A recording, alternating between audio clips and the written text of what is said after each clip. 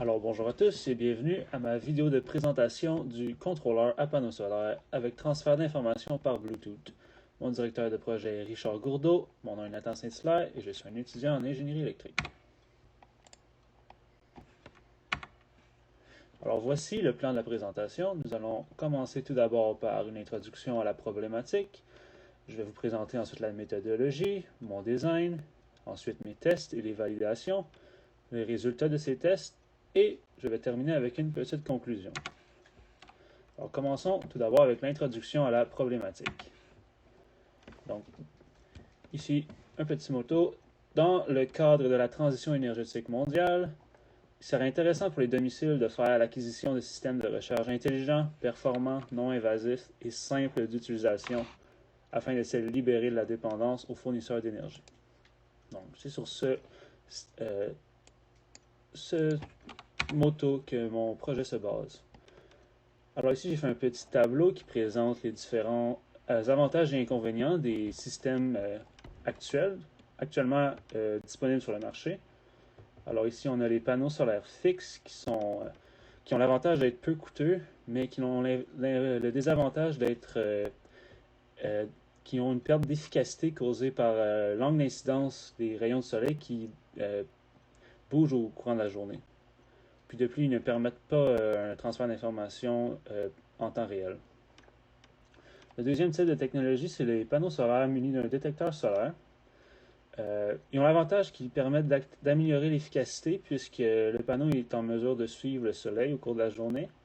Cependant, c'est des systèmes qui coûtent un peu plus cher, qui ne permettent pas non plus le transfert d'informations et aussi qui ont souvent un problème de perte de détection du soleil lors de journées plus nuageuses puisqu'ils ont un détecteur.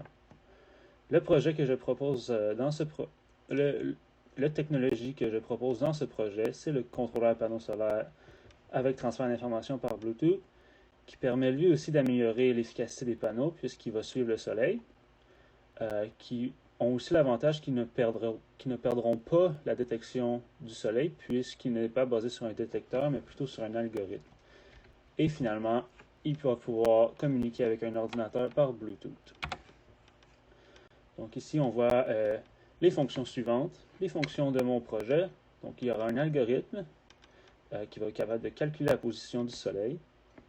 Il y aura un contrôleur d'actuateur linéaire et un émetteur-récepteur Bluetooth et finalement un contrôleur de charge. Donc passons maintenant à la méthodologie. Ici, on a un diagramme de flux de données. On ne va pas trop entrer en détail dans ça puisque ça prendrait beaucoup de temps.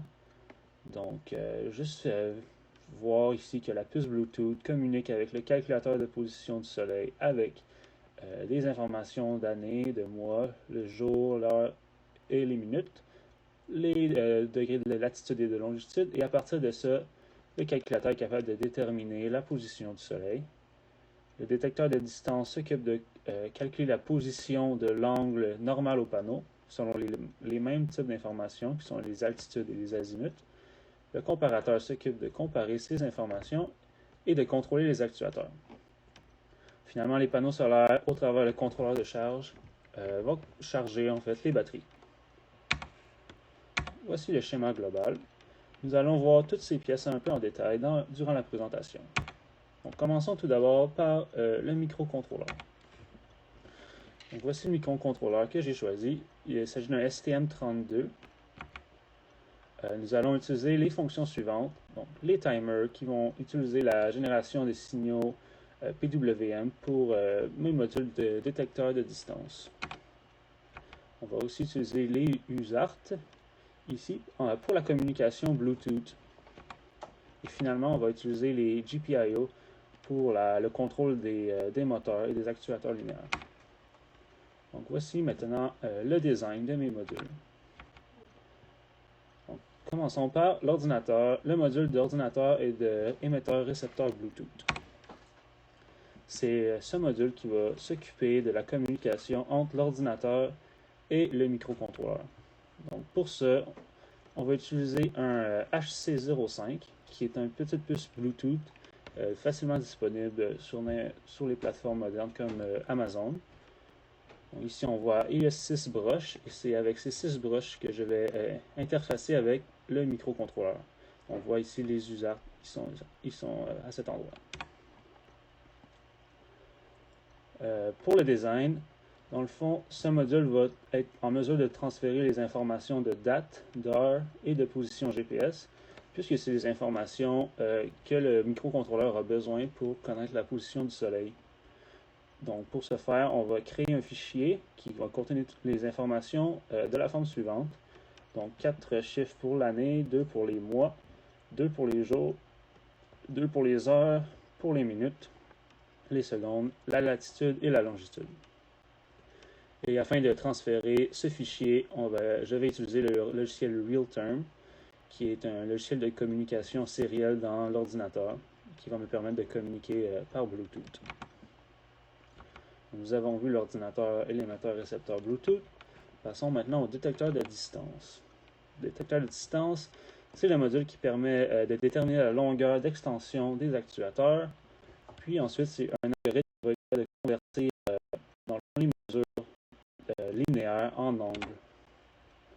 Donc, ici, on a le schéma mécanique de mon projet. Donc ici, on a la vue de côté du pivot. Alors, cette pièce, c'est celle qui va bouger en altitude, qui va bouger de l'altitude. Et ensuite, on peut regarder ici la vue de face. Cela, c'est la pièce qui va contrôler l'azimut. Alors, les deux actuateurs linéaires sont ici. Alors, pour le détecteur de distance, je vais utiliser les HC-SRO4, qui sont des détecteurs de distance ultrasonique.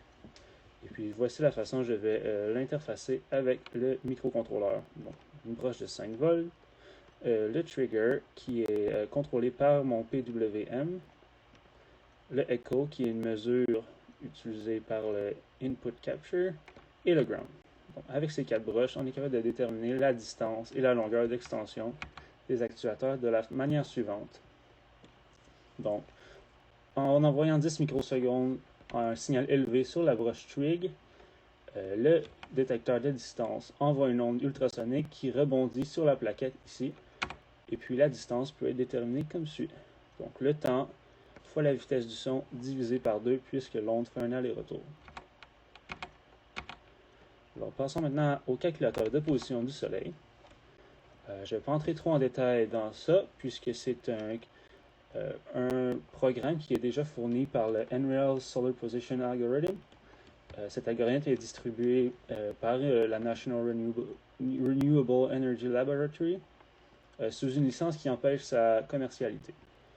Mais ce qui est important à savoir, c'est que les 4 informations suivantes sont nécessaires au fonctionnement de ce module. Donc, l'heure du lever du soleil, l'heure du coucher, l'angle de l'azimut à toute heure de la journée, et l'angle de l'altitude à toute heure de la journée aussi.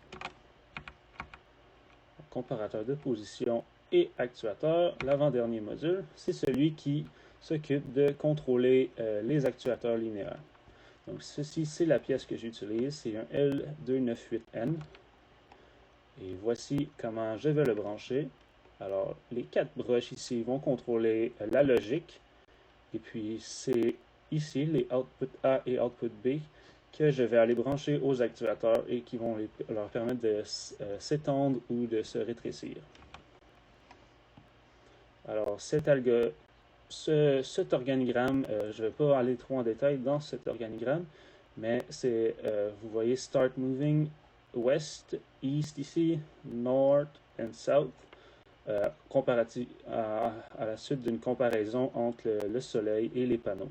Alors, si le Soleil est plus à gauche, plus vers l'ouest ou à l'est, on va bouger les panneaux correspondants.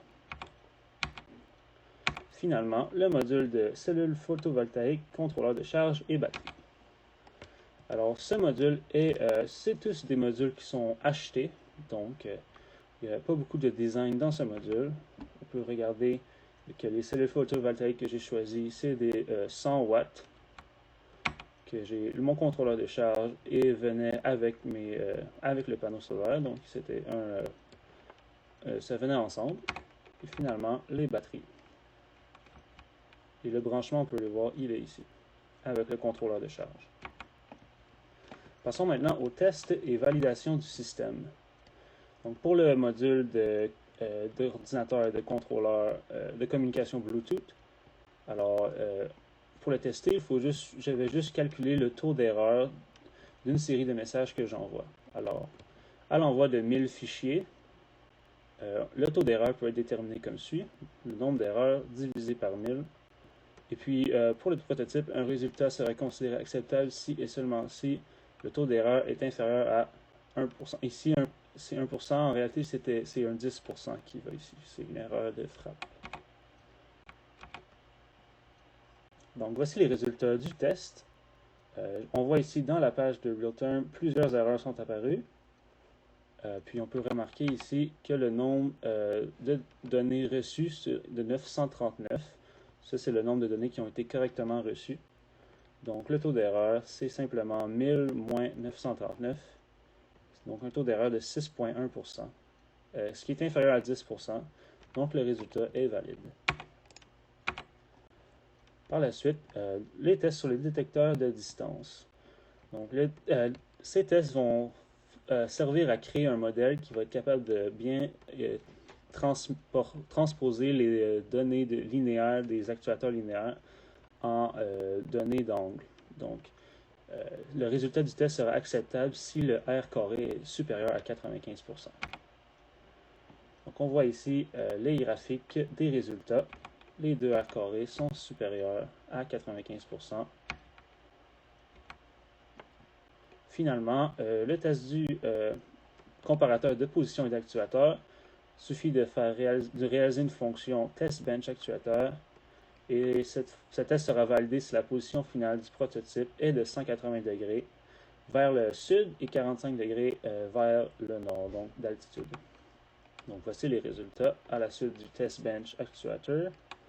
On voit bien que le 45 degrés a été réalisé pour l'angle d'altitude et puis que le 180 degrés vers le sud aussi. Donc c'est un résultat aussi validé. Le prototype final aura aussi besoin d'être testé et puis pour ce faire, il suffit de mesurer l'erreur sur l'angle d'incidence des panneaux à toute heure de la journée. Donc pour ce faire, voici le montage qui va être réalisé sur le prototype. Donc, il s'agit d'une feuille de papier avec un crayon à 90 degrés. Et puis, l'angle d'incidence peut être calculé de la manière suivante. Donc, un arctane. Et puis, si l'angle moyen au cours de la journée se situe entre 0 et 10 degrés, le résultat sera considéré acceptable. Donc, voici les résultats. On peut voir ici le montage que j'ai réalisé. Donc, la boîte, la feuille de papier et la tige est ici. Et puis les résultats au cours de la journée forment la courbe suivante. Et puis cette courbe, je l'ai mis dans un tableau. Et puis avec l'angle d'incidence à chaque heure de la journée. Et la moyenne de ces angles est de 9,8 degrés. Donc pour conclure, on peut affirmer que toutes les contraintes ont été respectées et que les résultats mesurés sur le prototype sont adéquats. Il y a plusieurs améliorations qui seraient possibles de faire sur le système avant de le commercialiser, comme par exemple, on pourrait améliorer la conception structurelle afin que les panneaux puissent atteindre des angles un peu plus, un éventail d'angles beaucoup plus intéressant, puisque le panneau actuel ne peut suivre le soleil qu'entre 10h30 et 3h de l'après-midi, et c'était en date du 16 avril. Donc finalement, le projet présente. Le projet est une démonstration de fonctionnement. On peut affirmer que les objectifs ont été réalisés. La communication Bluetooth a un taux d'erreur inférieur à 10% et puis l'erreur sur l'angle d'incidence est inférieure aussi à 10 degrés. Alors merci pour votre attention.